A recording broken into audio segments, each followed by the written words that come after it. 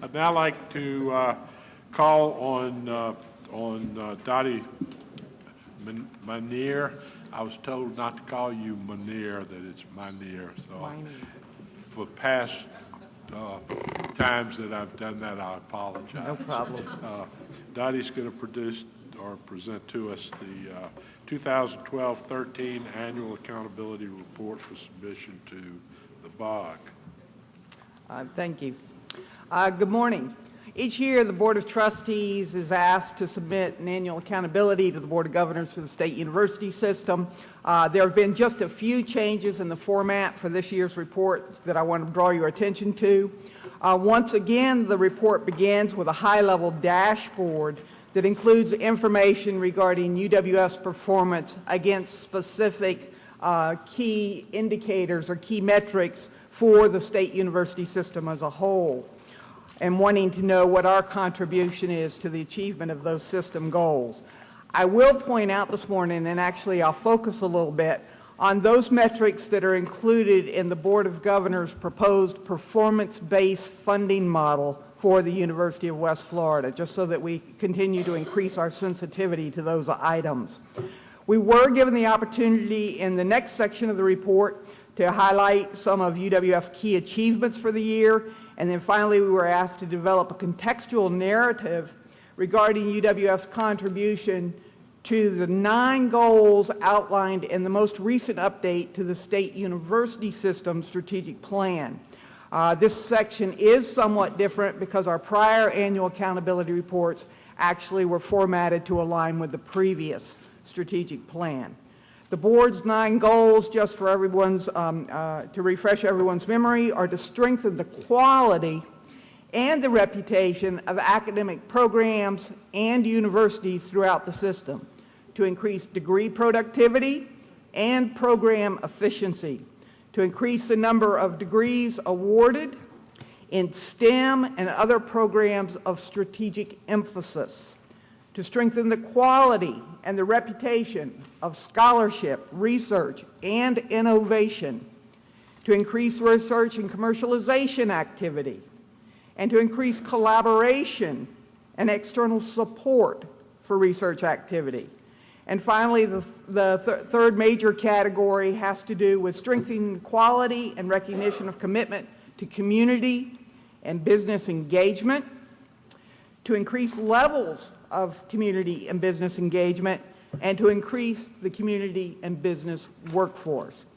One of the things the Board of Governors is looking for in the annual accountability report is information regarding our progress as an institution on the goals we outlined, not in the most recent update to the university work plan, but the prior one, which actually dealt with the 2012-23 academic year, which is the period of time for which this report is designed. Finally, at the end of the report this year, we once again have the more detailed tables of trend data, and many of the metrics are provided in direct response to statutory requirements, particularly as related to the tuition differential law, just to remind you of why some of those metrics are actually included. You all have received the report, so I'm not going to go into lots of detail, but at the request of the President, I want to make sure that I highlight just a few items from the dashboard.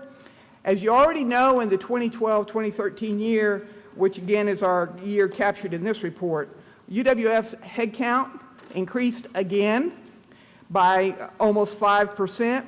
Our full-time, part-time mix remained relatively steady. Our undergraduate to graduate mix remained steady. And in fall 2012, a point of note, 41% of our students were came from outside the 8 counties in the region, 41% up from 31% in fall of 2008. 2008-9 is kind of serves as our year of reference back from 12-13. The percentage of students from traditionally underrepresented minority groups, as mentioned earlier, and from lower socioeconomic backgrounds increased. For instance, you may have noticed in the KPI update, which I'm going to touch on later in this meeting, that the ethnic diversity of UWF's student body reached 28%. Dr. Bentz mentioned the graduating class. We also have similar kinds of percentages beginning to show up. If you look at the first two charts on that second row of the dashboard on page 2, you will note that the number of degrees, if you combine the information from those two charts, across levels, we actually had a 14% increase in the number of degrees awarded in 2012-13 from our comparison year of 8-9. Definitely headed in the right direction. The right-hand chart on that row actually captures information about the baccalaureate degrees awarded to traditionally underrepresented groups. Of note is the bottom set of bars, which focuses on the percentage of baccalaureate degrees awarded to Pell recipients. University of West Florida, the baccalaureates that were awarded in 12-13, 50% of them went to Pell recipients. And the thing about it is UWF is going to need to continue to focus on the percentage of our undergraduates who are Pell recipients because it will be monitored as part of the performance-based funding. Our focus, however, is not only on just getting these students in the front door, but helping them to succeed, persist, and have successful graduation rates as indicated in this chart. We have continued to experience unevenness in our retention and graduation rates. I think we all acknowledge that. For years, higher education leaders have had concerns about the manner in which the federal data element, the IPEDS data, captures information about grad rates because it limits the number of students, the type of students that are monitored. And it just picks up on first time in college, full-time students who begin in the fall term, or maybe the summer continuing in the fall, and just tracks a pretty small group for an institution like the University of West Florida. In this particular chart, you'll see that the state university system has really been trying to follow the performance of a variety of student groups, including both full and part-time students, FTICs, those who transfer in with the associate in arts degree, as well as other transfers. Again, this will be a major set of metrics to be monitored for performance-based funding going forward, as well as this last chart, which we need to pay attention to on that page, which is an interest in making sure that our baccalaureate students are able to complete their degrees without acquiring excess credit hours. One of the metrics actually dropped from the dashboard this year, although the information's in the data tables later in the report, has to do with passage rates on licensure exams. But I wanted to note that special kudos are in order for our UWF nursing program, because in 2012, the nursing program graduates taking the NCLEX passed, 100% of them did, and this is in relationship to the national benchmark of only 92%. So even though it didn't make it on the dashboard, wanted to pause and point that item out. Although the dashboard only captures research and development expenditure information out through 2011-2012, that's so that the Board of Governors has the information from all the institutions and can do some aggregation. We actually do have the numbers for UWF out to the reference year of 2012-2013. If you compare it back to our reference year of 2008-2009, we actually were 30% higher in the total research and development expenditures per full-time tenured or tenure-earning faculty member, a 30% increase over the 5-year reference point. There was a slight uptick in appropriated funding per actual FTE during 2012-13. I think the item of note on this chart is that more than half of these funds came from student tuition for the first time. On page 4 of the dashboard, 2 new metrics were added, both of which speak to the emphases that the Board of Governors and the legislature have relative to performance-based funding. The Board of Governors staff have indicated to us that they are continuing to try to access more employment data for our graduates who are employed outside of the state of Florida. But in this particular measure, they have not yet been able to incorporate that. So this chart actually captures graduates employed full-time in Florida, although they have been able to expand the data available relative to those who go on to graduate school, so that this does include continuing education in the United States after graduation from the baccalaureate program. And then the final chart actually zeroes in on the wages of these full-time full-time employed graduates from baccalaureate programs. But again, the focus is on in Florida until they're able to access more solid data relative to performance outside the state.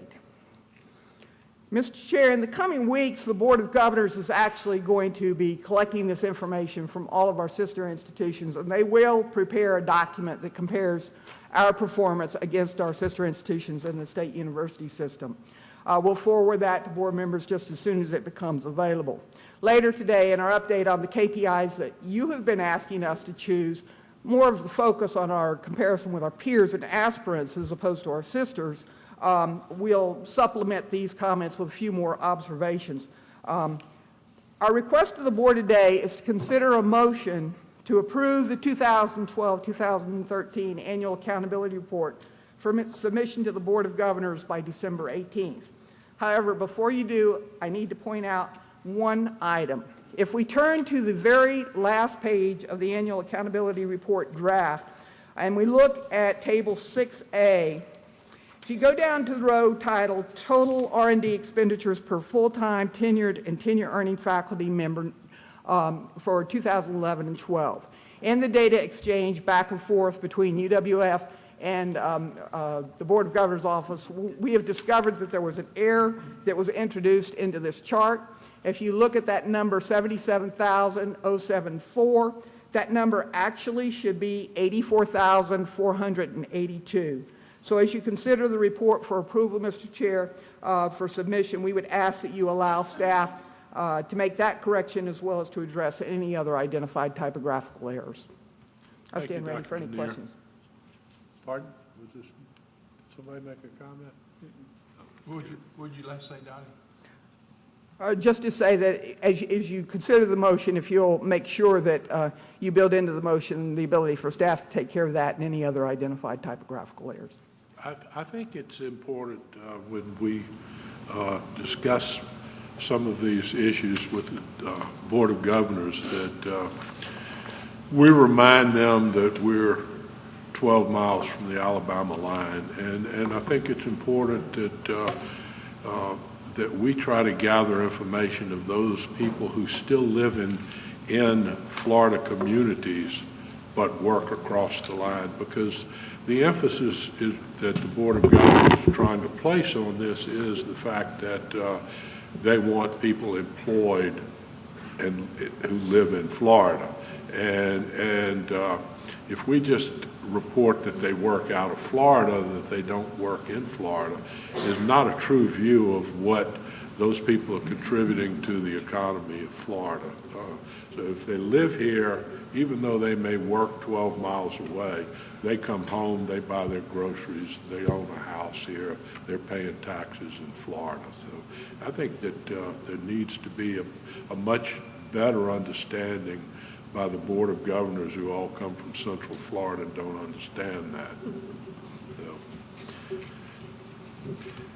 I move approval of the report. Well, I'd like to have a motion to approve the report with the corrections as noted by Dr. Manier. And that's my motion. Do I have a second? Second. Any discussion? Can you go back to that task screen?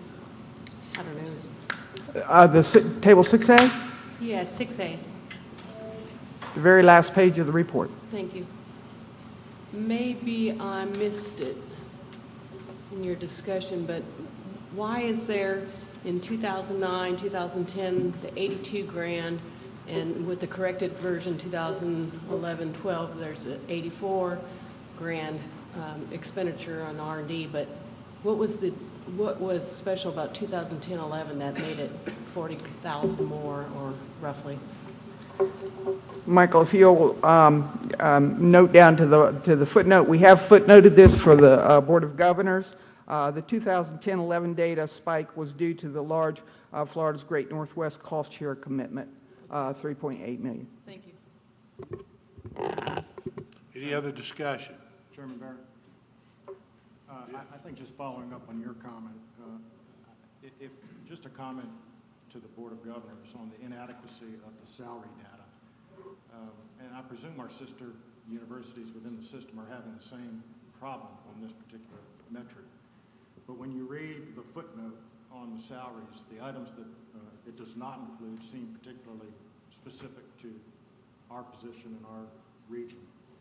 When it doesn't include those self-employed or anyone out of state, anyone working for the military or federal government, it seems that that makes the inadequacy of this data particularly acute for us. And I'd just like to make that comment. So, I understand the need for the data, but I think short term there doesn't seem to be a real solution on acquiring that data. Dr. Benz? I bring this up a lot, this issue at the Board of Governors, and I kept after them when these metrics were being developed and after they've been implemented. And I did get out of the last governor's meeting that perhaps that they will consider weighting these metrics depending on the specific university's unique aspects. They were pretty, in developing them, they were very, what would I say, resistant to any special considerations. But now that they've got them at least identified, their 10, they're willing to, they at least said that they were willing to consider weighting them for different institutions, and I was real glad to hear that. But I won't let it go. I'm like a dog on a bone about that whenever I grab the microphone. We have to remember that there are military in other cities that have universities, Tampa and Jacksonville, Yeah. and throughout the state. So the military issue may not be as important an argument as the fact that we live right on the Alabama line and some of those issues. I will say that we have pretty good company in that the flagship universities draw students from all over the country and the world, and they go back home with their degrees. And so they have the same problem that we do, not with the income, but also, especially whether they live and work in Florida after graduation. It's also something that is difficult to control. You can affect it a bit, but flagships and border universities that are close to the border share that same problem. Trustee Terry. Yeah, I assume that there's no prohibition, though, against us collecting the data and for us having the data that has the factors that we think are important and being able to contrast that with the data that's collected that way. Yes. Sometimes that's a better way to show why the data as collected is That's a good idea. not correct. Thank you. Any further discussion? Could I ask a question, Chairman? Dottie, you know, the Board of Governors, I guess, determines the directional target for these items, or do we? For these particular ones, for the most part, they are, there's discussion about it, but yes, it would be a Board of Governors decision relative to these. And then they're sort of up or down. Do they ever set any numericals or standards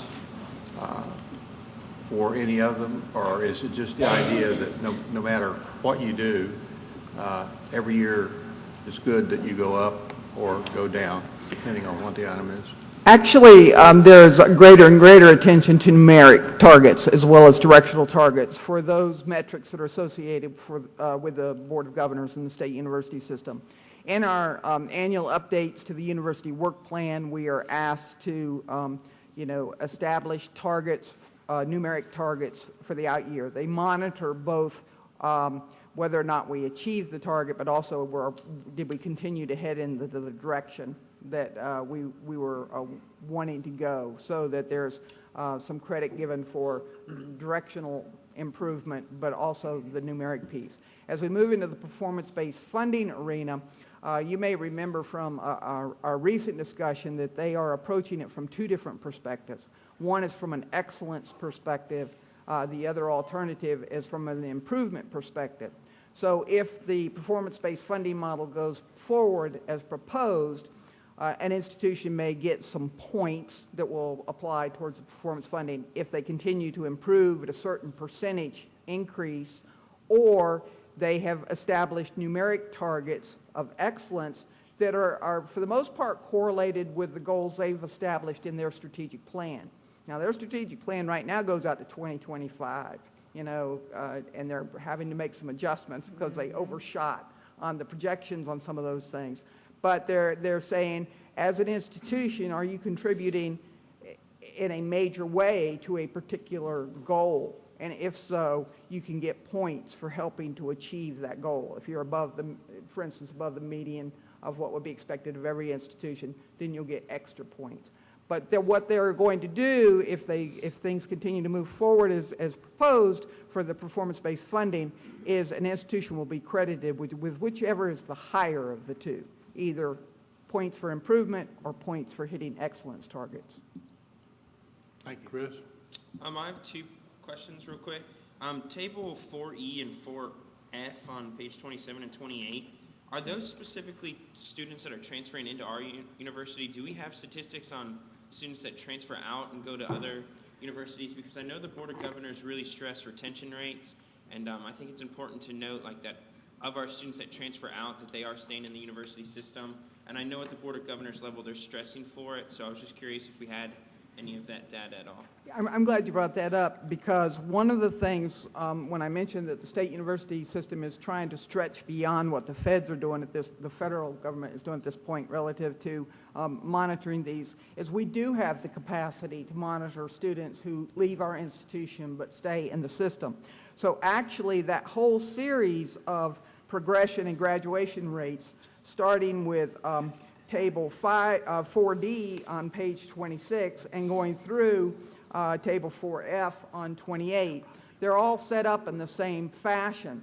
So if the student starts in our institution, we have the graduation rates from our institution. But in each one of these tables, they have added how many have graduated from another state university. And so when they talk about a success rate, they are giving us credit for students who began at our institution but ended up graduating from another institution. And there, if I remember correctly, and I was not actually at the last Board of Governors meeting, but I believe there was some discussion, President Bentz, about, well, wait a minute, maybe we should start talking about how you give both institutions some credit for their participation in this, because as it stands right now, you may not pick up the credit for someone coming in, except you do, but it gets kicked into another category. It's the other transfers, and you get credit for it later in the process. So they are trying to be cognizant of the fact that we don't operate in isolation, that our students are much more mobile than perhaps in earlier generations. In the state, great. And then my second question is, in terms of these KPIs, it was mentioned at the Board of Governors meeting that they were talking about taking away funding if you don't achieve the KPIs per se. Do you have any updates on that? Have they had any more conversations? Again, I may be somewhat dependent on President Bentz for this because I was not in attendance at the last Board of Governors meeting, but they are continuing to take a look at the proposed performance-based, or Dr. Stevenson, please step in on this, excuse me. They are continuing to move forward with their proposed performance-based funding model. And 10 metrics have been identified that will be applied to the University of West Florida. 8 are common across institutions, and then 2 are specific for our institution. If I may, Chair, Dr. Stevenson may have some additional comments on that. Well, and Janice may need to join in here too, but the Board of Governors has asked for and requested additional funding as part of their legislative budget request, I believe $50 million for the next fiscal year, to be added to the budget for the Board of Governors to award based on these performance-based measures. And there has been conversation at the Board of Governors that the potential for some of base funding to some percentage or some amount of base funding to also be subject to performance metrics. So it's not, currently the conversation has been, and the awards for this year were based on new funding only, but they are having those conversations and we don't have more information at this point. Any further discussion? All right, we have a motion and a second. All those in favor say aye. Aye. Opposed, like sign. Thank you, Dr. Manier. Mine- I said Manier. Next is collective bargaining agreement with the American Federation of State, County, and Municipal Employees, Local 2201. And I'd like to call on Ms. Anita Schoenberg. Thank you, Mr. Chair. Good morning. I have the next two items on the agenda, so what I thought I would do today is talk about them both together. Anita, can I ask you to speak into the mic, please? How's that? That's great. Thank you. Thank you. I have the next two agenda items, so what I thought I would do is talk about them together and talk a little bit about bargaining so that, to refresh the memories of perhaps some of the members of the Board of Trustees. As the Board of Trustees for our university, you are the public employer. We have 3 unions on campus: United Faculty of Florida, ASME, American Federation of State, County, and Municipal Employees, and the Police Benevolent Association. As the public employer, you actually bargain with those employees through representatives. I'm one of the representatives on those bargaining teams. Each bargaining agreement by law may not last more than 3 years, so we're bargaining with the unions every 3 years. In addition to that, we also bargain with the unions in the intervening years on a fewer number of issues than the whole bargaining agreement. Generally, those issues are salaries, wages, and sometimes 1 or 2 other issues. 2013, we started bargaining we call the new agreement a successor agreement. We started bargaining with the UFF in July for a successor agreement, in April with AFSCME, and in September with the PBA. So we are in the middle of bargaining with all 3 unions for successor agreements. The legislature granted salary increases this year to university employees in the amount, we've talked about it at the previous meeting, in the amount of $1,000 or $1,400 depending upon the person's salary, and also a $600 bonus to 35% of our workforce. What we do when we're bargaining is engage in an agreement with the union. If the whole successor agreement isn't ready to come forward for ratification, we enter into an agreement with the union on the terms that need to get implemented immediately. And everybody always likes when raises and bonuses get implemented immediately. So last time we were here before you, we asked you to ratify, meaning confirm, an agreement that we had with UFF for those 2 legislative increases that I just mentioned, plus a $500 increase from the university. And you did ratify that agreement. The other thing that we brought forward to you last time was an agreement for AFSCME to obtain the $1,000 bonus and also the $1,000 salary increase and the $600 bonus. Today, I'm here before you with a few additional memoranda of understanding for your ratification for some of these other benefits to the other that had not yet been agreed to by the parties. The first thing in your packet should be a memorandum of agreement signed on the 14th of November. And that memorandum of agreement provides for a $500 non-recurring wage action provided by the university to the members of AFSCME. At the university, AFSCME members engage in trades work, maintenance work, custodial work, and a few other similar related occupations. We have 89 members right now covered by the AFSCME union. So the first item in your agenda is $500 for the AFSCME members. The second item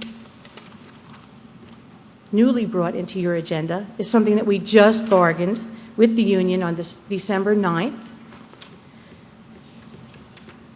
The university has provided approximately $100,000 in funds to go towards equity for staff employees. A university equity committee was constituted for the purpose of providing a recommendation to the university about how these funds should be distributed, what methods and criteria should be used. A member of AFSCME participated in that equity committee, and AFSCME has agreed to participate along with the other university workforce employees at the university in the equity distribution of funds.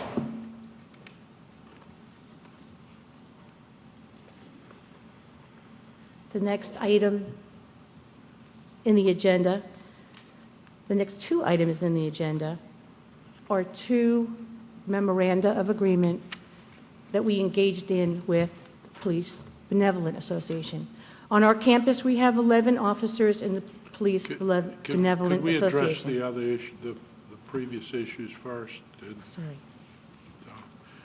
So what I'd like to ask for is a motion to approve the ratification of the AFSCME UWF Memorandum of Understanding signed by the parties on November 14th, 2013 and December 9th, 2013, implementing the terms of the Memorandum of Understanding.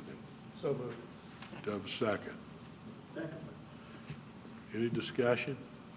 Those in favor signify by saying aye. Aye. Opposed, like sign. All right. Now we can move to the bargaining agreement with the Police Benevolent. Thank you very much. Thank you. As I was saying, the Police Benevolent Association at our university has approximately 11 officers, so it's a very small union. We engaged in negotiating with them beginning in September, and at that time we agreed to the provision of the legislative increase of $1,000 or $1,400 depending upon salary. Then on October 29th, we bargained again and engaged in another memorandum of understanding, and we agreed upon the distribution of the $600 bonus from the legislature to 35% of our workforce, and we agreed to the distribution of a $500 one-time non-recurring wage action by the university. Mr. Chair, if there's any questions, I'd be happy to answer them. Any questions? I have a motion for the approval. Moved. The motion is to approve the ratification of the two PBA UWF Memorandum of Understanding signed by the parties on September 24th, 2013 and October 29th, 2013, implementing the terms of the Memorandum of Understanding. So moved. Second. Have a motion and a second. Discussion. Those in favor of the motion say aye. Aye. Opposed, like sign. Thank you. Thank you, Anita.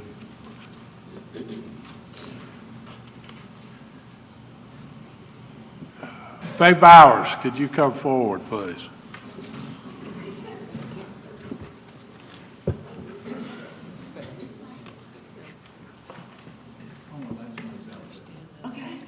It's just another one of those crazy people things. That's right, yeah. This is a resolution that I'd like to read. The University of West Florida Board of Trustees, in recognition and profound appreciation of distinguished service, Faye H. Bowers, whereas Faye Bowers has served with distinction as the Assistant Corporate Secretary to the University of West Florida Board of Trustees since December of 2002, and whereas Faye Bowers has given exemplary service to the university, the Office of the President, and the Board of Trustees, and whereas Faye Bowers has professionally and personally served on and contributed to countless university and community committees and efforts over the past 11 years, And whereas Faye Bowers was selected President's Division Nautilus Excellent Award Employee of the Year in April of 2013, based on her outstanding professionalism and performance of job duties, significant and positive impact on making the university a better place to work, and a positive impact and improvement on service excellence. And whereas Faye Bowers considers herself the most enthusiastic and oldest cheerleader for the University of West Florida Argonauts and the campus community. And whereas Faye Bowers proudly hails from the great state of Texas, but now loves to feel the sand at Pensacola Beach between her toes. And whereas Faye Bowers, entrepreneur and founder of the New Life for Lost Souls, has brought smiles and tears of joy to many faces with her thoughtful creations. And whereas Faye Bowers, purveyor of all things Toy Story, 1, 2, 3, and 4, enjoys writing, storytelling, playing, and bringing light and laughter to everyone she meets, young and old alike.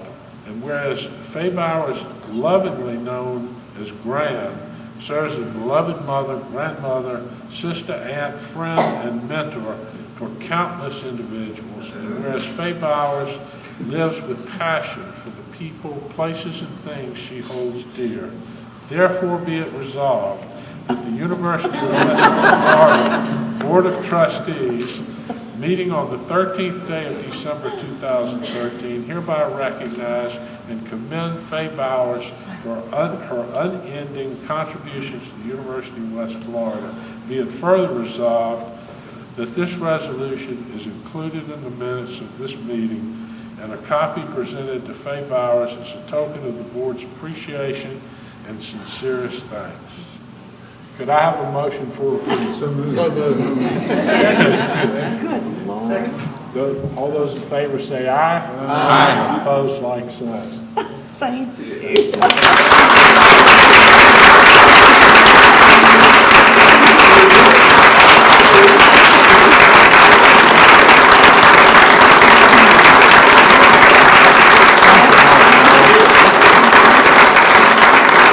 This is a strange and wonderful place, but where else could you find such company?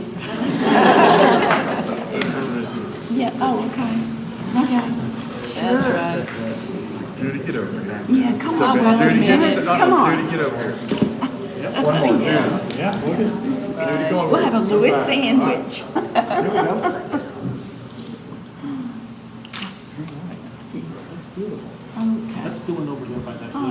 Okay.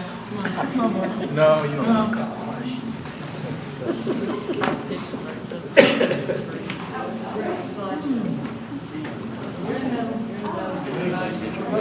No, I'm trying to back out. You saw I'm trying to back out.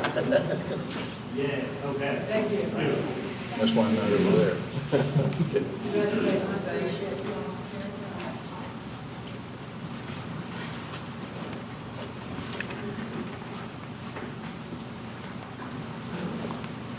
I love these pictures today. It's not often I get a chance to stand with people that are shorter than I am.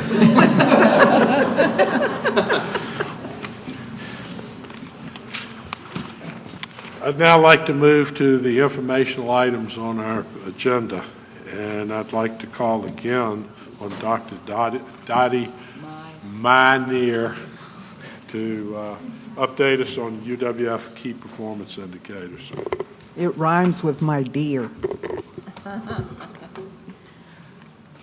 In 2011, the University of West Florida trustees and university leaders worked with Rick Stasloff and representatives from the RPK consulting firm to really review select trend data at UWF as well as at peer and aspirant institutions to identify benchmarks and to establish targets for future performance on key performance indicators, fondly known as KPIs.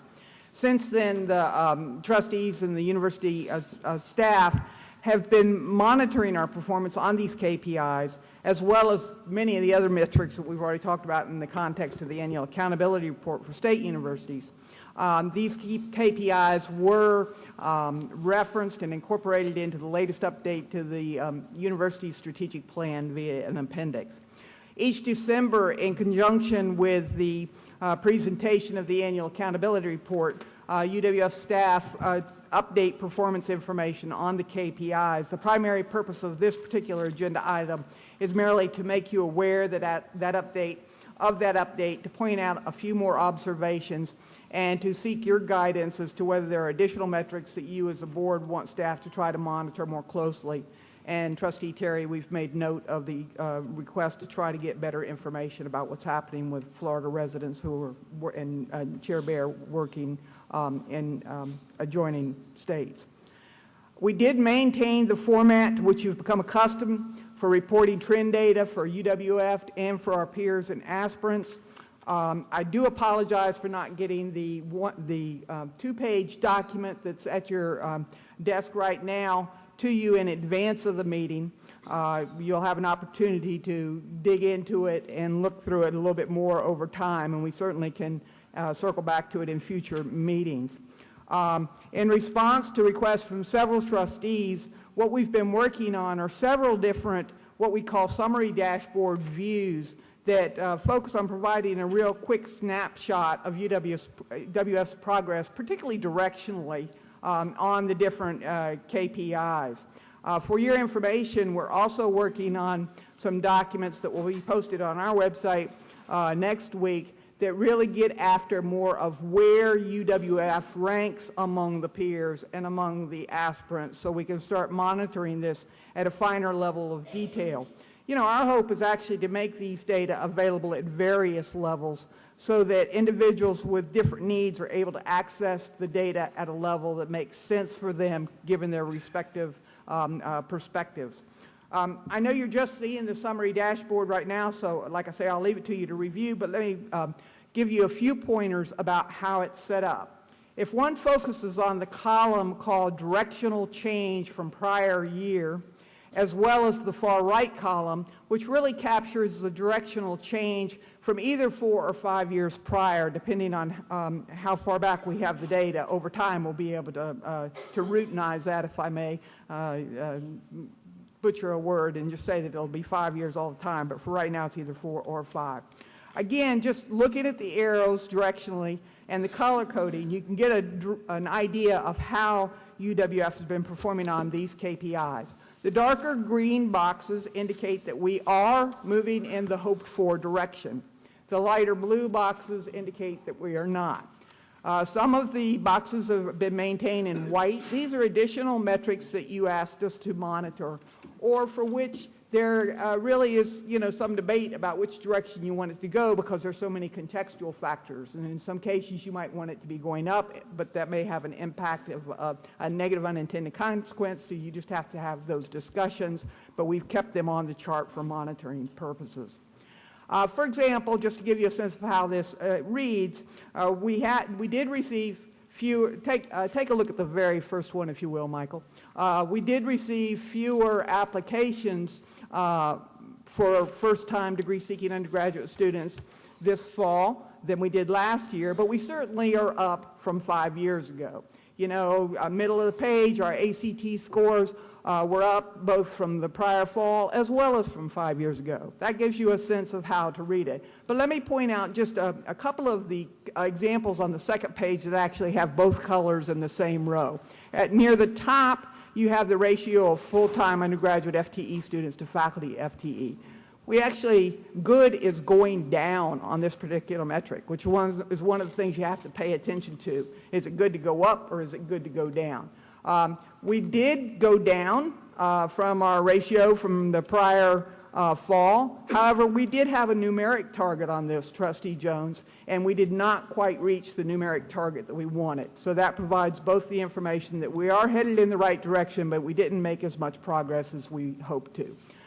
Michael, if you'll scroll on down to the one having to do with the dollars received for research and contract grants, UWF research contract and grants dollar amounts of award received, again, you'll notice that directionally we were down from the prior year, but I marked the actual numeric amount in green. This is because although we went down, we expected to go down because of what's happening at the federal level relative to funding for contracts and grants. We did not do as poorly as we expected, therefore that item is green. Again, I'll give you time to work with this, but for right now I just want to share a few observations, particularly relative to the ranking information that you will be seeing in the coming weeks. To give you a sense of some of the things that we are learning relative to the peers, and I say the peers that were identified for this specific purpose of monitoring performance on KPIs. UWF received, and for the latest year for which any of the data are available, UWF receives more applications from first-time students than any of our peers, but our yield rates were actually lower. Relative to our aspirants, they tended to receive more applications, but several of them actually had lower yield rates. The rankings for UWF on the admissions test, as you might have noticed, were really quite mixed. As UWF continues to grow, we rank in the middle of our peer group relative to fall headcount enrollments, but we remain smaller than all of our aspirants. So if we want to continue to grow, to be more like our aspirants, that will be a point of information for this board. We are not quite as highly ranked when it comes to FTE based on student credit hours, but when one pauses to think about that, it's because we have a larger population of part-time students than our peers. UWF does award more degrees than all but 2 of our peers, but fewer than all of our aspirants. Again, that speaks to size more than anything else. One of the things to remember is that UWF actually tends to rank in the top half of our peer groups when we compare retention and graduation rates. This is a point to remember. It's like, with whom are we comparing ourselves? However, we know that this is an area for improvement, as noted specifically by the fact that we are lower than the 6-year grad rate for all of our aspirational institutions. So that will be an area in which to continue to try to improve. We still have lower average tuition, undergraduate in-state tuition and fees than all of our peers and all of our aspirants. Although we are not quite last when it comes to the percentage of revenues from non-tuition state appropriations. In general, UWF tends to rank lower on metrics like both revenue per student FTE as well as cost per student FTE. UWF tends to fall in the middle range of rankings for students, faculty, and staff diversity when compared to both peers and aspirants. And one last example, we know that as we approach our 50th anniversary, we want to do better in relation to our peers and aspirants on annual giving. I'll stop there, Mr. Chair. Again, our primary intention was to just let the board members know of these updates and the availability of the data tools. If you do have additional metrics you think the board should monitor along with those identified KPIs, please let us know at your convenience, and we will do everything we can to accommodate that. Are there any questions? Yes. There's a huge, in the chart that you have up, the huge jump in the, well, that thing just came up, I think it's peers, whatever the blue bar is, from, in 1 year, was that, did we change that group, or did, I mean, that's just an awfully large doubles for those folks in just over a year. Mr. Chair? Yes. We did not change. However, one of the things that we've been discovering as we dig into the data underneath the aggregate is there are years in which not all institutions report, and there are also years when something special happens. You know, we, even at this institution, we've often had to go back and start adding footnotes for significant jumps in the annual giving because of some special project. Back in the years when we were involved with the Maritime Museum, there were significant jumps that year, and that very possibly could be happening with some of our peer institutions. Other questions or comments? Donnie? we're going up and we have dark green in a lot of places, and we're going up or down and have blue in some places. Do we go through a process, you or President Benz, that we identify any 1, 2, or 3 of these that should we, at the end of this report, we say those are of particular emphasis that we will put resources toward this year?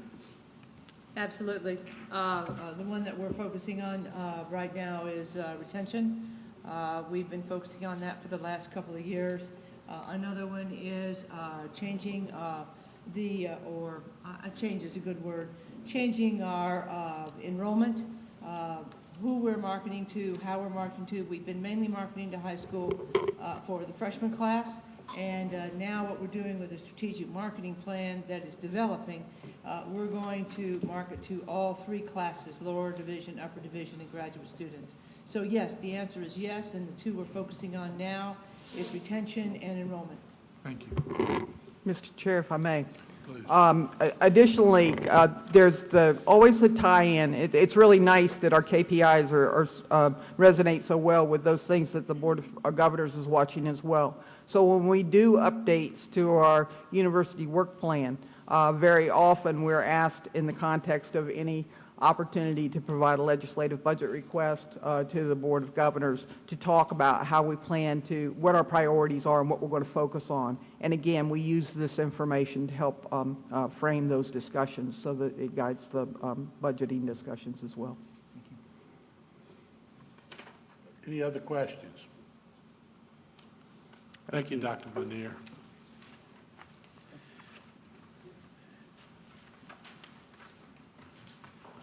I'd now like to call on Dr. Dembski, Dr. Jay Clune, and Mr. Joe Moss to talk about the announcement of signature of license agreements. The Office of Research and Sponsored Programs helps faculty find external funds for their research. Occasionally, that research results in the development of intellectual property that has commercial potential. In those cases, my office helps the faculty member protect their invention via patents or other vehicles and explore funding and license agreements to take their invention to market. We have a technology transfer committee that oversees our commercialization efforts and external consultants who process patent applications and provide advice about the commercial viability of the invention. Our intellectual property policy allows both the inventor and the university to share in the profits of these ventures. We are currently pursuing a patent for a new ultracapacitor design by Dr. Itzhak Bakum in the electrical engineering department. Today, however, I would like to highlight 2 projects that have advanced beyond initial development to the commercialization phase. The first is our spin concentrator, a unique filtration device and method of sampling developed by Mr. Joe Moss from the Center for Environmental Diagnostics and Bioremediation. We have just signed a license agreement with a company called Genial to manufacture, market, distribute, and potentially license this device to other subcontractors. Genial is a Spanish company that has a worldwide specialization in developing products related to microbiological control with a wide range of products from electrical mechanical apparatus to state-of-the-art software. The next project we'll talk about is Next Exit History, an innovative web-based design for delivering accurate historical information that was developed by Drs. Jay Clune, David Dawson, Patrick Moore, and Mr. Tim Roberts. UWF is about to sign an agreement with Historical Research Associates for an exclusive license to market Next Exit History as an additional service to their nationwide client base. Historical Research Associates is one of the oldest private historical and archaeological firms in the U.S. and has a national reputation for excellence in historical consulting and cultural resource management. So I've asked Mr. Moss, and then followed by Dr. Clune, to come up and describe what they do and their invention, and I'd like us all to share in the joy of the very first 2 license agreements that the university has undertaken. Mr. Moss? Hello, everyone. I don't usually do public speaking, so allow me to, if I don't talk into the mic properly, sorry. I'm going to cut to the chase. There's an acronym in science, keep it simple, stupid, or KISS. I don't know if you remember this. That's the beauty of this device. I saw a need. I had a need in the laboratory where I was trying to filter and separate things using filtration, microbes, particularly Cryptosporidium giardia. It wasn't working. So I talked to my boss, Dr. Snyder. He said, well, we can try centrifugation. I said, yeah, but I've already checked what's in the Fisher catalog, and I don't have what I need. And basically, under his wing, he said, let's go for it, let's build it. So basically, the device, it's really simple, but it's not available on the market. It's a multi-chamber device, which is reusable. It's autoclavable, so you can sterilize your components. And one of the most important things about it is it's interchangeable. I have in my hand these different filters, and you think, okay, great, filters, everyone has filters, but these are stainless steel filters. And nowadays, through advanced technology, you can basically make a weave down to 1 micron, or basically the size of a bacteria. So the microbes that I was targeting are about 4 to 15 microns, particularly Giardia and Cryptosporidium. So after using this, I won't go into the whole methodology, but basically it caught some attention. The Cave Museum was first. They're based in Gainesville. Same thing as Gatorade, those people. Then all of a sudden, we got some attention in England. And then next thing I know, I'm getting emails from Scottish Water. Now, Scottish Water is like the EPA here. They do about 14,000 to 15,000, 16,000 tests a year. They're the biggest laboratory that, well, not in size, but the amount of tests per year for Giardia and Cryptosporidium. So I'm pretty happy about that. So they bought 2 devices. They now have 2 more that were better devices.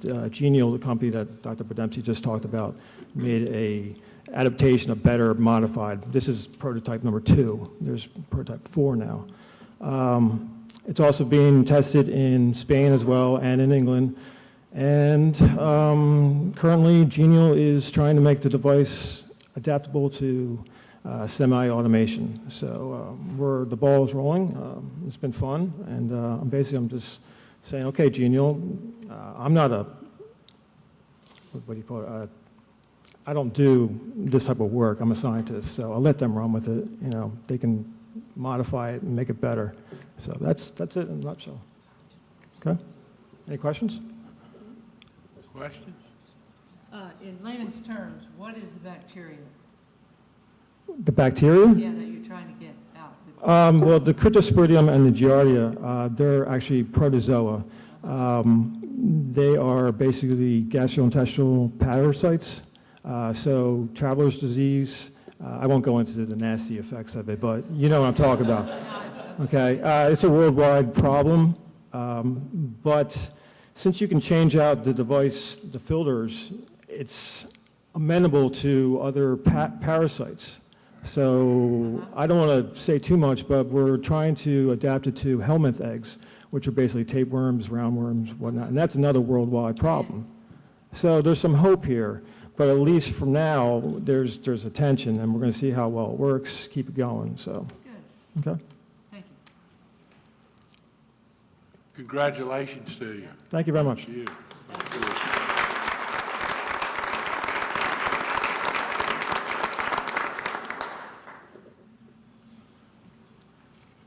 Thank you.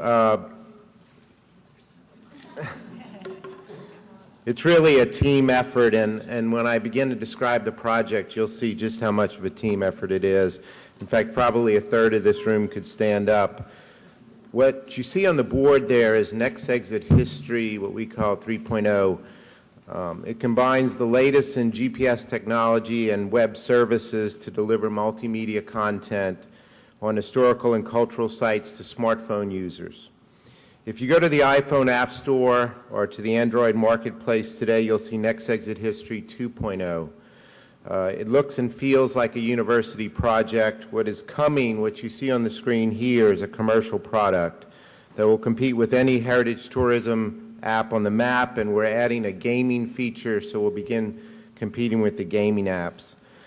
There are so many individuals to recognize and to thank here. Standing behind me is the team of inventors, a multidisciplinary team from history and applied science, technology, and administration, and that is Dr. Patrick Moore, Dr. Dave Dawson, and Mr. Tim Roberts. Without this interdisciplinary team working, this project would not have been possible. Without Mr. Roberts standing behind me, who serves as the coordinator and does all of the day-to-day operations, none of us would be standing here today. Also, Dr. Richard Podemski, who believed in us and generously supported us from the beginning. Dr. Podemski took a great chance on us. We just had an idea, and we were selling an idea concept, and now finally it's beginning to pay off.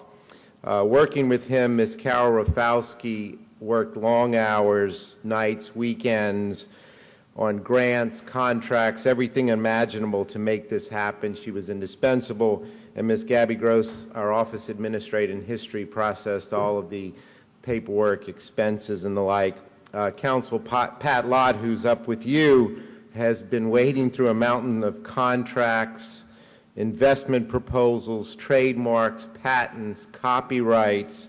I should note that the trademarks here were done by marketing and communication. It was really a university effort.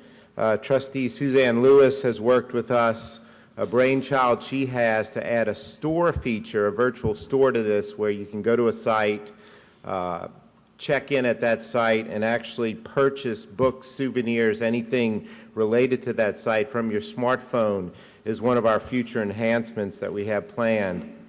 Mike Diekman swept in and rescued us with his resources on one occasion. We were out of money on a few occasions during this process. West Florida Historic Trust, which Mr. Maygordon is chair of, and the Advancement Division, which now Dr. Brennan is in charge of, also had to sweep in and rescue us when we ran out of money. UWF, Mr. Pat Crawford and his staff did the audio and the video you'll see in these multimedia pieces, which we had people trying to purchase our video production, which we didn't do. We had to explain they had to go to UWF and get that done. The Division of Archaeology and Anthropology is a partner in this. Janice Gilley connected us with folks in Tallahassee, and as a result, our QR code is in every rest area in Florida. Right outside the restrooms is our poster and our QR code.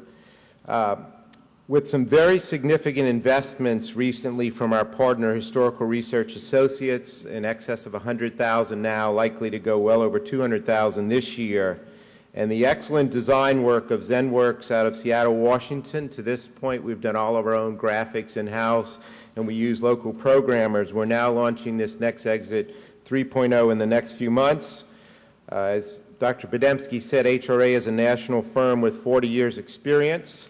The founder of that company got to know Dr. Patrick Moore in his capacity as president of the National Association on Public History. And just a few final notes here. This project began with a $2,000 summer grant, and this year we should surpass $500,000 in grants and investments. I want to thank Dr. Benz, who talks us up everywhere she goes and keeps our names on the lips and minds of folks in the region. And finally, our students. Our students produce a lot of the content. They research, they write the narratives, they produce the videos, and in the process of researching, writing, and producing, they learn 21st century skills. And in a nutshell, that is Next Exit History. Are there any questions? Or I do have one question, if Yes, I sir. might. There was some conversation, I guess it was 6 or 8 months ago, about assigning GPS locations to all of the different historic sites down in our historic district. Is that a consideration with this program? It is. Historic Trust stepped forward initially, and we produced 14 sites for them. And because we're in Pensacola, Pensacola is blanketed with next exit history sites by GPS location more than anywhere else in the world. Thank you. Any other questions? Well, thank you, Dr. Clinton. It's a phenomenal app. It's a great program, and I know the university and the community will benefit from it. Thank you, sir. Thank you so much.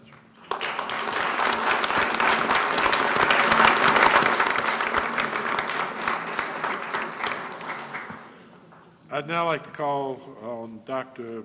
Ellenberg to come back to the podium and present the Academic Affairs Reorganization Update. Thank you. President Benz mentioned this in her President's report, but I would like to offer a few more details about where we are with the Academic Affairs Reorganization Initiative. Richard Weaver wrote a little book. He's an academician entitled Ideas Have Consequences, and we see that in action here. An idea that it is time to reorganize the academic colleges within our division was put forth. And this flowed directly out of academic visioning. We haven't talked about academic visioning per se in a while, but one of the key components of academic visioning was a clear charge to the provost, to the division, to consider reorganization. And I believe the last wholesale reorganization of the division, of the colleges, was in 1999. And we are a very different university today than we were then. So it is certainly time to do so.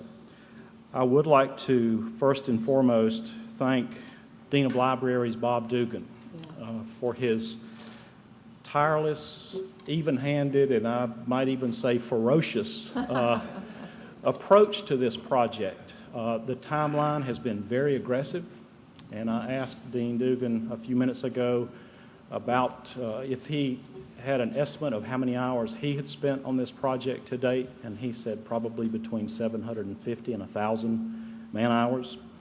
That's his time. That's not the time invested by the many groups with whom he spoke. And let me just give you a capsule of the process to date. Dean Dugan met with any and all groups who wanted to meet. He held open forums. He met with individual departments or individuals, anyone who wanted to talk about their perspective on academic reorganization.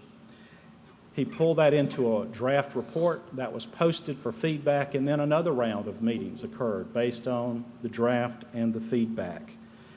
He has now provided to the provost a proposed reorganization of the current colleges and academic affairs report, which is posted on the Academic Affairs website. We have made every effort to make this open, transparent, and to make it an iterative process.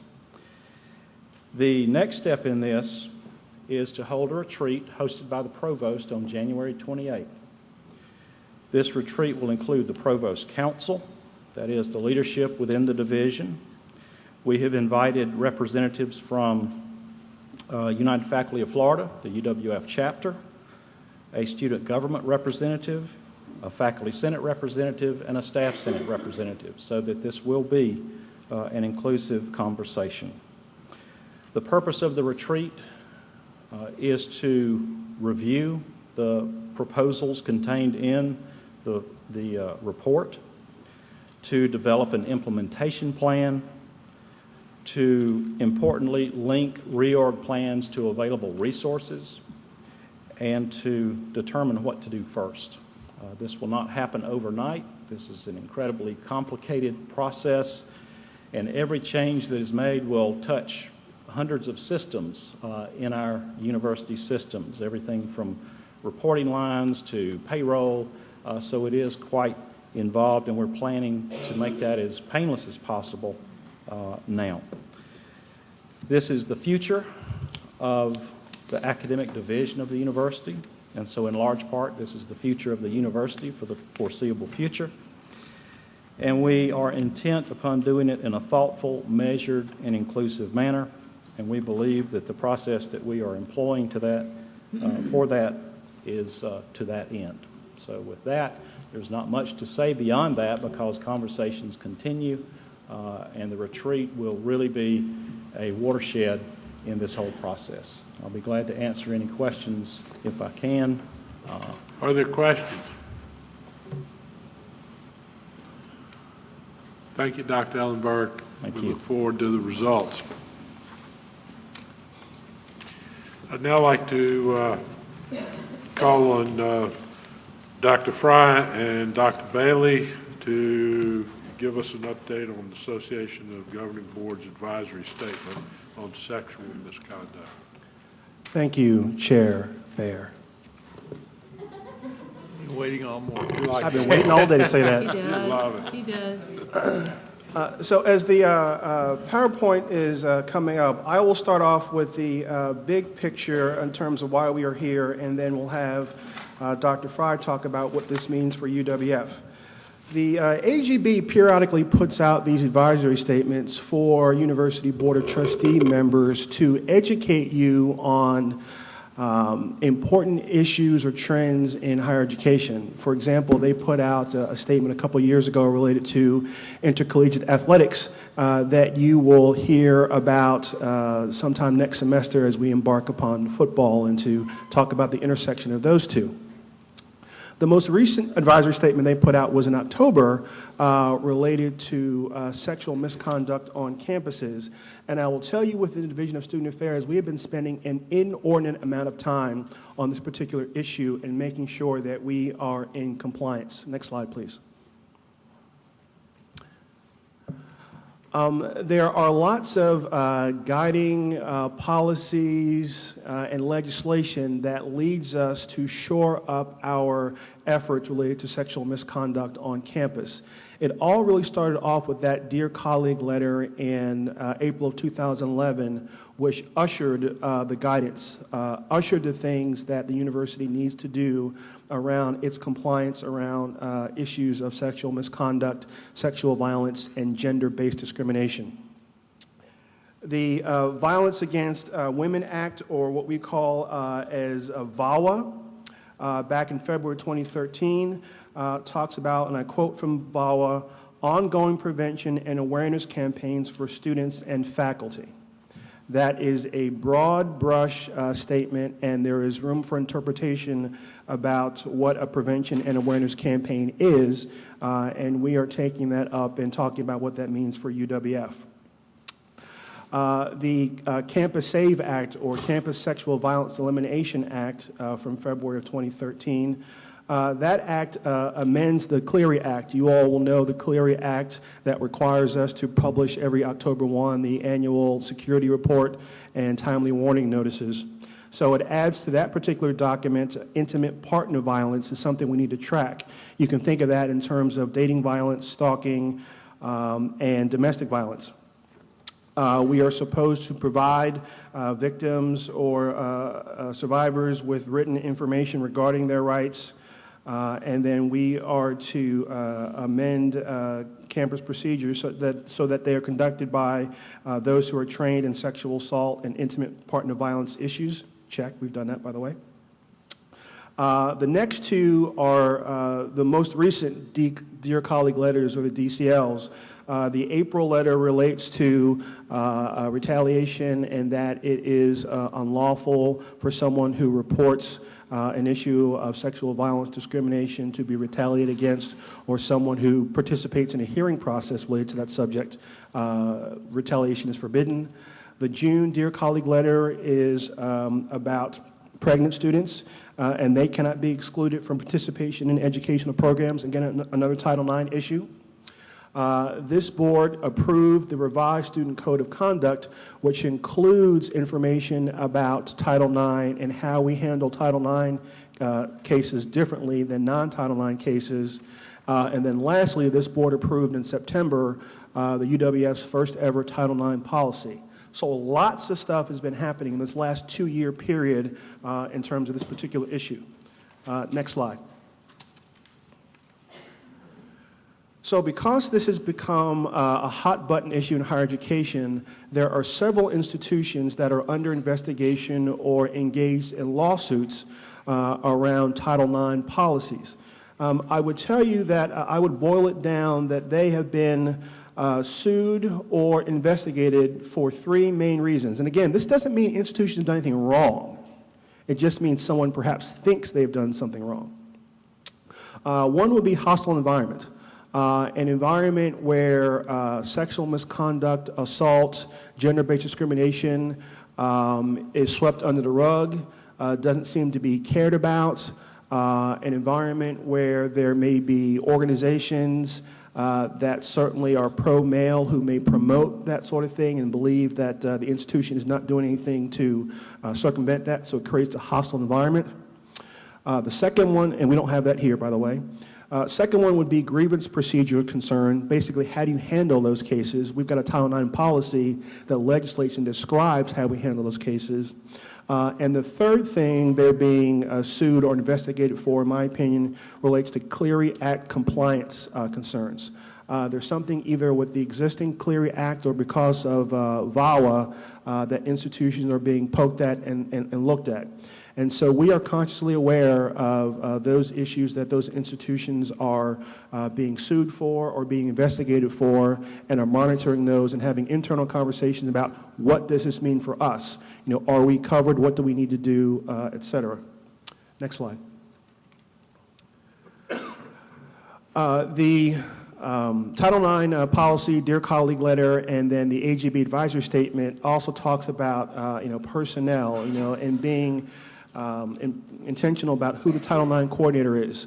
As of January, Cindy Faria will assume the Title IX coordinator duties. Currently, Dr. Fry is the interim Title IX coordinator. And then there are deputy coordinators that you see on the screen. Dr. Fry will return to his deputy duties once Cindy ascends to the Title IX coordinator position. And then we've got intake officers. These are the individuals who meet with the students, who would give them that individual piece of paper about their rights and explains the process to them. So we've got Dr. Wiley, who works in the Dean of Students office, who covers any student issues, and Karen Rentz, who is over in HR, who would be the intake officer for any faculty or staff issues. The policy or legislation also talks about how do we, or what is the manner that we share who the Title IX coordinator is. So we do that in a couple of different ways. It is listed in the Code of Student Conduct. It is on a sexual violence website, which Dr. Fry will talk about momentarily, and it is linked in several different places. I will tell you we can do a better job of, in various places. We don't know where people will enter websites to look for that information. Currently, if you Google the UWF website for Title IX, the first thing that comes up is actually the policy, which is a good thing, but also in terms of a web presence, we want to make sure that the Title IX coordinator is listed in various places in student affairs and HR, et cetera. Next slide. And here's where I transition to Dr. Fry, who'll tell you what's going on specifically at UWF and what we're doing. Thank you, Dr. Bailey. As Dr. Bailey had said, two of the high-level mandates for Title IX compliance are really education and training. One of the things we're really proud about is the sexual violence website, and that's sexual violence prevention. We're not promoting sexual violence, but on how we educate in regards to that. On that website, we've got information regarding our protocols, policies, procedures, reporting, information on frequently asked questions, information on our Title IX coordinator. So as far as compliance, that webpage is going to put us in a good position. So Dr. Rebecca Kennedy, Dr. Gentry McQuarrie, and Micah Harold Hughes all have put time into putting that together, so I'm very appreciative as the interim Title IX coordinator that that's going on. Additionally, in regards to what we're doing here at the University of West Florida is our work at New Student Orientation. We have programs from Wellness Services and then from the Office of Students' Rights and Responsibilities that are putting on educational components in relation to New Student Orientation. That's specifically talked about in the documents, a lot of the documents that Dr. Bailey referenced, so we're on point with that. Wellness Services Office has been addressing this issue for years, but in relation, like Dr. Bailey said, with the advocacy and the regulation that's come out in regards to Title IX, the office has really ramped up its efforts. Specifically, one of the programs we're proud is a partnership between that office and New Student Orientation is Alcohol EDU, which talks a lot about alcohol education. And then a caveat of that is called the Haven module, which speaks specifically about sexual assault, harassment, and things of that nature. As we know, a lot of times with our population, college students, typically alcohol is involved a lot of times in those situations because it's not the creeper in the bushes that typically we deal with on college campuses with sexual violence and rape. A lot of times it is acquaintance or date type assault issues. In regards to some of the other mandates that either regulations or Dear Colleagues letters have put out have been specifically around how are we training our experts in positions that are addressing these topics. Well, the good news is at the University of West Florida, we've done a lot of training, and I think that's wise to continue doing that, training and education. We've been to Mississippi State University, Florida State University, the Association of Title IX Administrators, and the National Association of College and University Attorneys, just to name a few. So as far as education and training, we're set well and moving in the right direction. We've still got some work to do, like Dr. Bailey said, but we're positioning ourselves well to move in that direction. Next slide, please.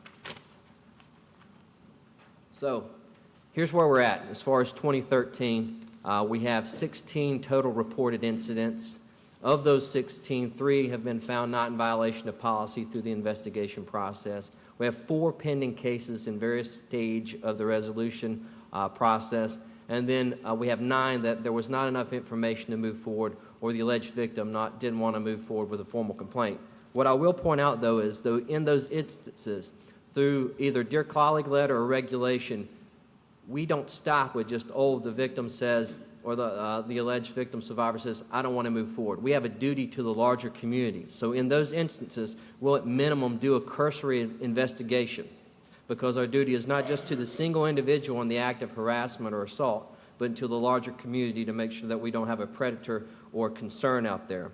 So every single one of those 9 have been looked into. At minimum, we have issued no contact orders, even in those cases that haven't moved forward, or we've called in, when we known the potential respondent or assailant, we've called them in, set them down, had conversations with them with an intake officer, discussed policy, and set an expectation for behaviors on our campus. The majority of our issues are going to be student on student, though Title IX applies to faculty on faculty, faculty on student, and can go beyond that. But a lot of the advocacy and issues that we've seen of late has been focused on student issues, but I want to make sure that it's beyond just a student on student issue, and that point's understood. 14 of those complaints that we've received have been student on student, 1 faculty on student, but I will point out that that's not an issue of a quid pro quo, nor was it an issue of a sexual assault. It was a gender-based discrimination complaint, because it's gender-based too in relation to or a protected class, not just sexual assault. And then we have an instance of an unknown perpetrator on a student was 1. The last talks about whether it's on campus or off, and I'll make an addendum to the slide there. There are 13 on-campus incidents, with 2 of those being on campus and 1 in an unknown location. So when we get unknown or not known, that's when we've reached out to a potential survivor victim. They've not corresponded with us, or they've not let us know, okay, I don't feel comfortable letting you know who the assailant is or whether it was on or off campus. So again, though, we've done our due diligence in following up and making sure that we have assured compliance with Title IX. Next slide, please. So what's next? I think one of the best practices that's out there is training additional investigators. We talked about the deputy Title IX coordinators who do the investigation. The coordinator oversees that process, but we would like to get into a model where there are 2 investigators working on the same case. That way they can member check each other when they're meeting with the student. They can take notes and make observations. It just makes our process more tight, and it puts us in better line with gathering and getting to, as best we can, the truth of what went on.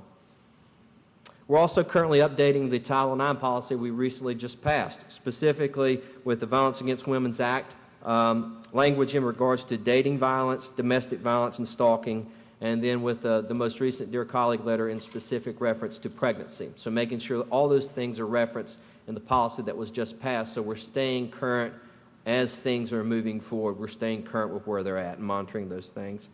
As Dr. Bailey referenced earlier, ongoing prevention and awareness. I think this is an issue a lot of universities are struggling with because the information that's been put out there can be murky. So we're navigating based on our institutional culture, based on our history, how we best frame those educational component, looking at other institutions that may have been through an investigation or a lawsuit to maximize that we're giving a good training product out there to our students because they deserve it, and our faculty staff because they deserve it.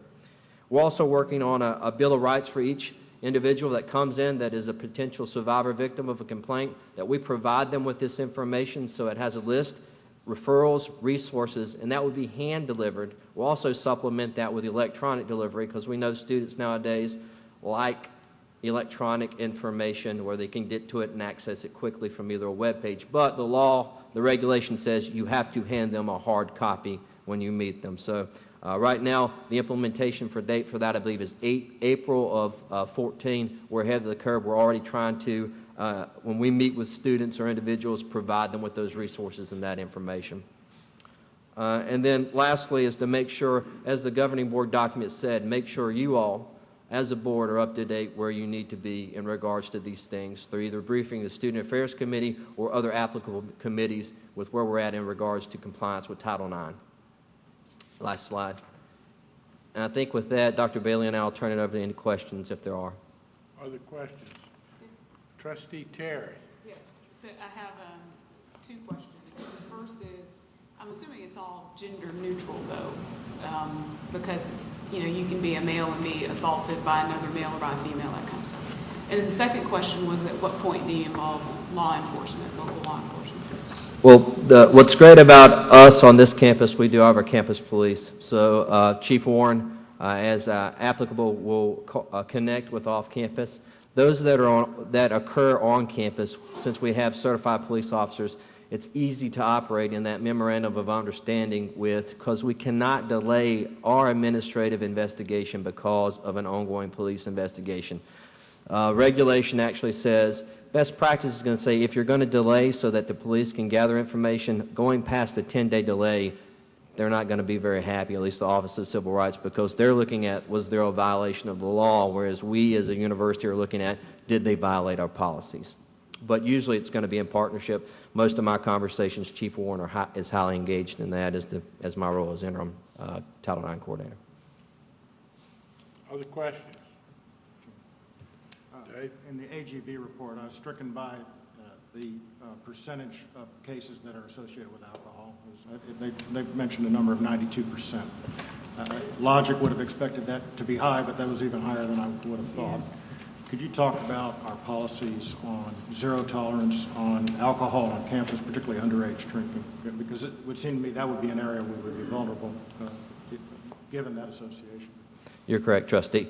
The number one date rape drug is alcohol. And typically, like I said earlier, with college-age students, if you're looking at student on student, a lot of times alcohol is involved in that.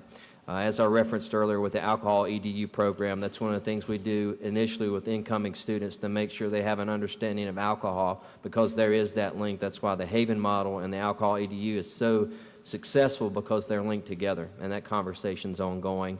I know our health and wellness programs are also doing a lot of outreach and education, and then through the student discipline process, we've also, in addition to educational sanctioning, through this board, we approved the ability to be able to give fines and levy fines for alcohol and other drug violations to send a strong message that, hey, we want to make sure we have a good handle on alcohol and more specifically on high-risk alcohol drinking.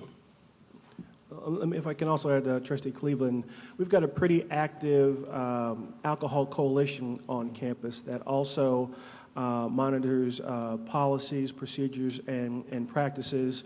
There's also a very popular Argo Safe Ride program that group has also worked on that works with the Yellow Cab Company to provide vouchers for students in exchange for cab rides, the beach, Seville, Target, where have you. And so I would tell you that the alcohol coalitions are affectionately the bird dogs in this area, and I do say that affectionately to raise questions and concerns and make me aware of, that I in turn make the cabinet aware of any issues or concerns around that particular issue.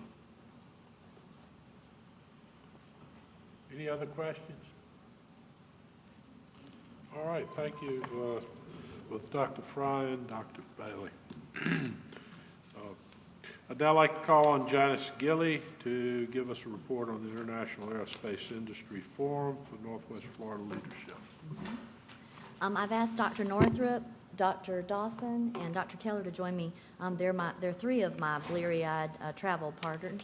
Dr. Rickheiser from computer science is on his way somewhere between here and Germany at this point. We'd like to say thank you to the Provost and the President and Dean O'Keefe for providing us the opportunity to attend this event in Hamburg, Germany. We joined a 35-member Northwest Florida delegation, and we flew in last weekend and left our hotel at 3:30 a.m. on Wednesday morning. And some of the things that we did while we were there, we heard from the aviation group in Hamburg, the German Aerospace Industries Association, the German Association for Small and Middle-Sized Businesses, which is better known as the Mittelstadt, or the backbone of German industry, the U.S.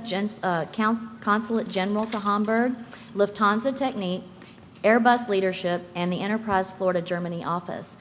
Two of the overarching messages that we heard from the trip were that Germans and German companies have two main values when it comes to business. The first is quality, and the second is education.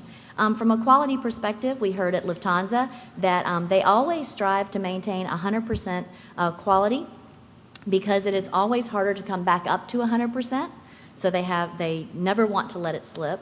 And then the other thing we heard was that weakening the stronger does not make the weaker stronger. And so in their mind, that if it's a product or a service and it's not quality, then they are not interested and have little or no tolerance for it. So we should remember that as a region as we're trying to relate with them. Education is very specialized in their population. The public pays for vocational and bachelor education. The student does not become a responsible participant from a financial standpoint until they start paying for their master's degree.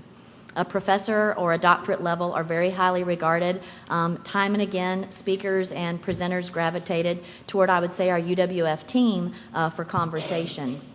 And one of the things that we found interesting, they regard professors and doctors so highly that if you are a professor and a doctor, your name tag, your title says Professor Dr. Brown or Professor Dr. Bailey. It's not just Dr. Bailey or Dr. Brown. And one of the interesting stories told to us that there was one of the doctors that had 2 doctorates, so he was Professor Dr. Doctor. So they take education very seriously. In the Hamburg area, they have started education as early as 8 years old with the Fascination of Flight Club, where students participate in activities sponsored by Lufthansa to inspire and engage them in technical fields at that age. There are school-based labs, teaching materials, pre-vocational training. And this is very similar to what we have in our country with National Flight Academy and the career academies, but they are much more closely integrated. And so they are everywhere, not just in select locations, and that was a very key component. The industry is joined with 4 universities in Hamburg, 3 of which are applied or technical, we would call them. They have created the Center for Applied Aeronautical Research. They've created a tech center or a test center. They've built an entire education supply chain, like I mentioned, from 8 years old all the way up through university. And they've created a Flight Path 2050, which is a visionary research development entity, which is looking at what the flight of the future would be and in different innovative ways for flight. Some of the quick information about the aviation industry that I'd like to share, particularly in Germany, is that in Germany, in Hamburg specifically, there are 40,000 specialized personnel related to the aviation industry. There are 300 aerospace suppliers. Airbus has approximately 1,000 suppliers worldwide, 300 of which are located in that particular region. There are 3 core companies in Hamburg, Airbus, Lufthansa, and the Hamburg Airport. Every 5th job in their region relies on foreign trade. Small and private companies average 10 employees and are often family-owned. And the other thing about Airbus is they like to work with the smaller companies. They just prefer them.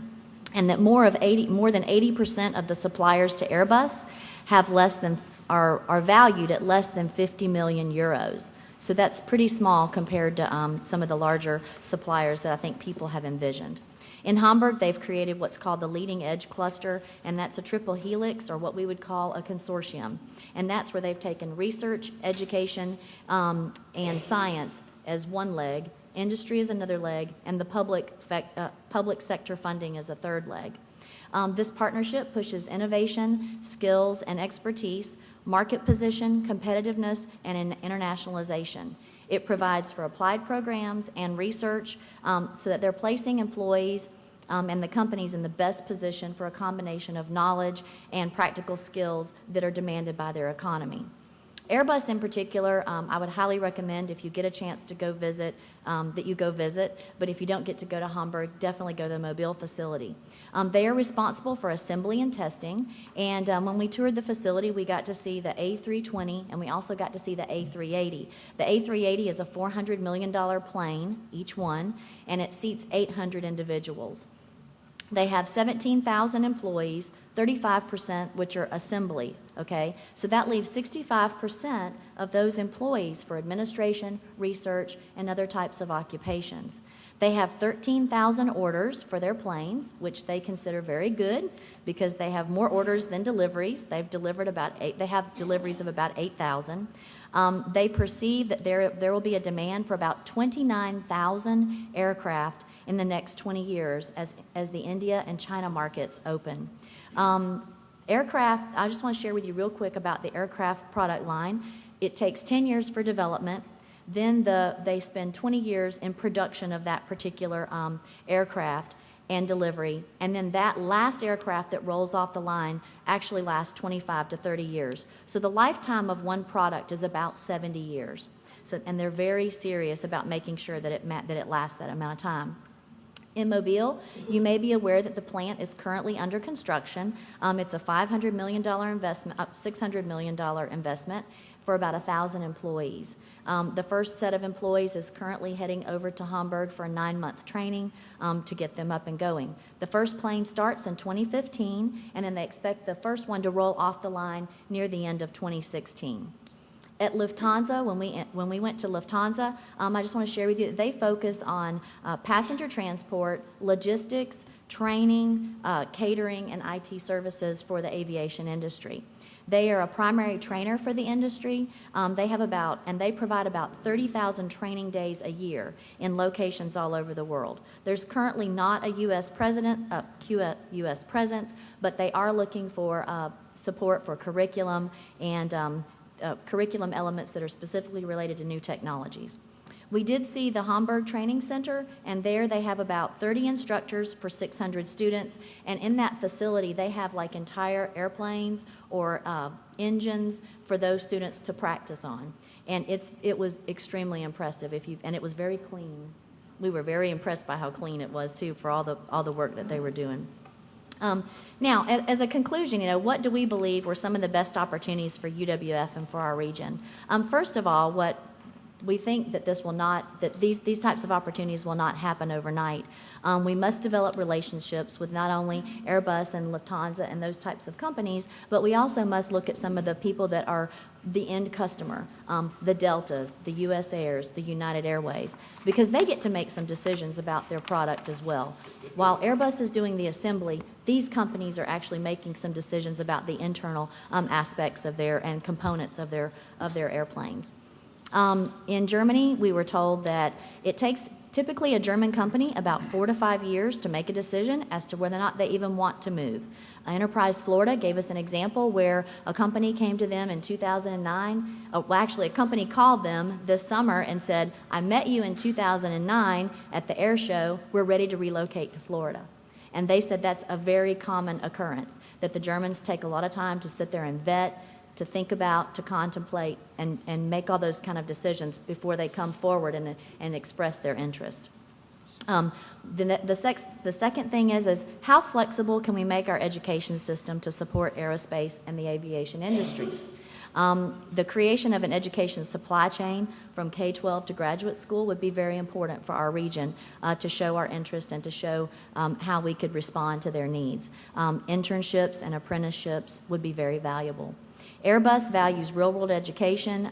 They're in areas where students can actually work their problems together with industry, and then they also compare those student results with actual industry results. Research opportunities in computer science are an area where we think we have an opportunity. Dr. Rick Kaiser did stay in Hamburg. He met with the Hamburg Applied Sciences University, and he did have a good meeting with them. He reported to me that they are very interested. He'll work with academic affairs, but they are very interested in student exchange with us. They are going to allow him to set up a mobile laboratory there, so that he can work with them on some issues related to smart home and things like that. They're interested in 3D virtual reality. We got to see something very similar to the holodeck, where they had put together, through their research, the inside of a plane, and then the client can come in and design how they want the plane to look, what they want the plane to look like, and then they can practice it all there before they actually move it into production. And so 3D virtual reality is one of those things that they're very interested in. Areas of specialization, not only in computer science, but also in computer and electrical engineering, and I would say specifically in aviation logistics would be very beneficial to this particular industry. It is feasible that some companies will come to the region, and they might only bring some personnel that are related to logistics and customer service and things like that to begin with. But if they realize that there are other markets other than just Airbus in the southeastern region for their products, that's when they will make those decisions to come more permanently. And so Dr. Keller noticed immediately that maybe the right thing to do would be to look at the Tianjin, China plant and see which suppliers went there and tried to look and see if relocating there was beneficial to them. So I think he's volunteered to put the supply chain together for. Yeah. But he's a valuable asset, and we're very, very, very fortunate to have Dr. Keller as well. And finally, what I would say is that we should just keep producing the quality graduates that we have in accounting, human resources, logistics, computer science, and engineering. As stated earlier, only 35% of the Airbus employees are the manufacturers. They and their suppliers will need these other administrative resources and employees, and I did have the opportunity to run into Jennifer Ogle. She's the Human Relations Director for Airbus in Mobile, and she and I will be meeting early in the spring. And she is familiar. She lives in Fairhope, so she's familiar with UWF. But one of the things that she and I specifically talked about were internships and employment opportunities for our graduates. And so I'll continue to pursue that with her as well. It was a quick trip.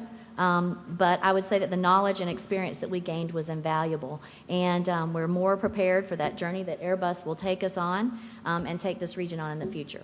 So if you have any questions, we will do our best. Questions? Thank you, Janice. Great report.